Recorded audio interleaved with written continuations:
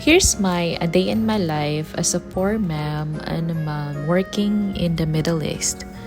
So kung makita ninyo guys, akong gisulod akong mga earring sa ilang cages para free ko nga maka-limpyo sa ilang area. So usually kani nga routine ako na siyang gibuhat for 2 or 3 days after. Kay kung magigdahigda mo na sila sa carpet mo nang dagan kayong mga balhibo nila. So ako na siyang naman sila brush sa ilahang balhibo. So ako sa siyang napoy another brush nga akong gamiton para i-brush na ko sa carpet.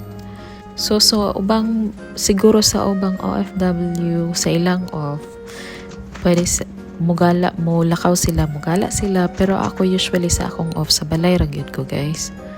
Of course, ganansad ko mulaag, pero kana bitong tapulan ako before sa akong off, magunaan ako amad ako dinhi, malakaw ko diri, pero dili na ako mabuhat. Ending, mahuman na lang akong adlaw, pero wala jud ko kalakaw guys. So, mao ginatong routine, basta off, every after 3 days, ako gyud na siyang limpyo nilahang area.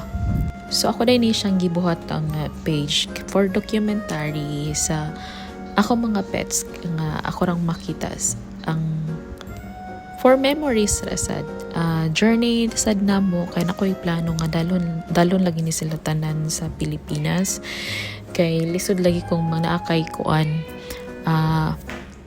nakay pet dinhi sa laing nasod guys. So ayan, limpyo na siya.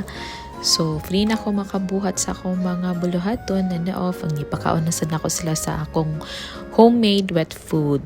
So, yan lang. See you!